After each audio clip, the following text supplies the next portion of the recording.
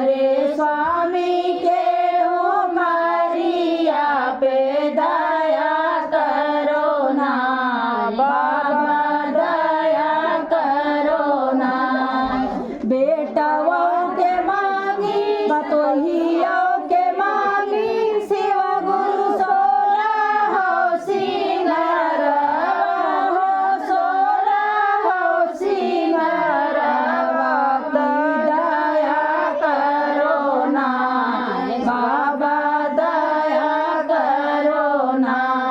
हमारे बेटा के उमरिया पे दया करो ना बाबा, दया करो ना। हमारे बेटा के उमरिया पे दया करो ना बाबा, दया करो ना। अपने बिटियों के मांगी बाबा 16 हो सिंगारवा हो 16 हो सिंगारवा की दया करो ना बाबा, दया करो ना। हमारे दामाद के उमरिया पे दया करो ना प्रभु, दया करो ना। हमारे दामाद के उमरिया पे दया करो ना बाबा, दया करो ना। जेठनियों के मांगी शिव गुरु 16 हो सिंगारवा हो 16 हो सिंगारवा की दया करो ना बाबा, दया करो ना। हमारे जेठ के उमरिया पे दया करो ना बाबा, दया करो ना। हमारे जेठ के उमरिया पे दया करो ना बाबा, दया करो ना। रानियों के मांगी शिव गुरु 16 हो सिंगारवा हो 16 हो सिंगारवा की दया करो ना बाबा, दया करो ना। हमारे देवर के उमरिया पे दया करो ना। हमारे देवर के नौकरिया पे दया करो ना बाबा, दया करो ना। गुरु बहिनन के मांगी शिव गुरु 16 हो सिंगारवा हो 16 हो सिंगारवा की दया करो ना। गुरु भाई के नौकरिया पे दया करो ना।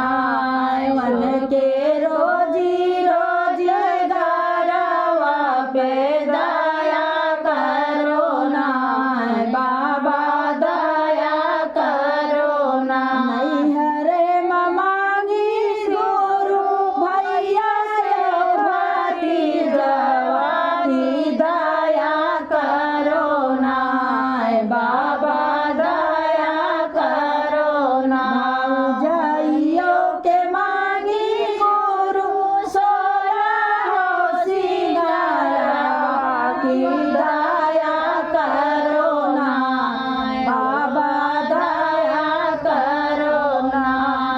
हमारे भैया के उमरिया पे दया करो ना बाबा, दया करो ना। हमारे भतीज के उमरिया पे दया करो ना बाबा, दया करो ना। हमारे ससुर नाई हरावा पे दया करो नाय बाबा दया करो नाय हमारे नहीं हरे ससुरवा पे दया करो नाय बाबा दया करो नारायण परुआ सिन के मांगी बाबा सोरा हो सिंगारवा हो दया करो ना बाबा दया करो ना वन के स्वामी के उमारिया पे दया करो ना बाबा दया करो ना गुरु दया करो ना गुरु दया करो ना बाबा दया करो ना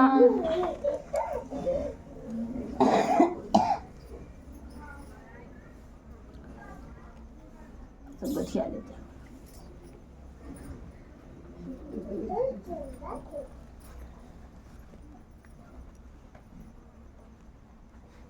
आप लड़के का गठिया अंधेरी में खोले गठिया होती जैसे बक्सम खोले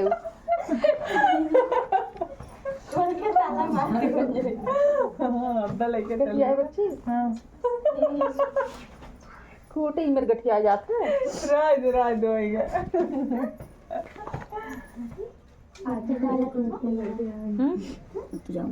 हम जाए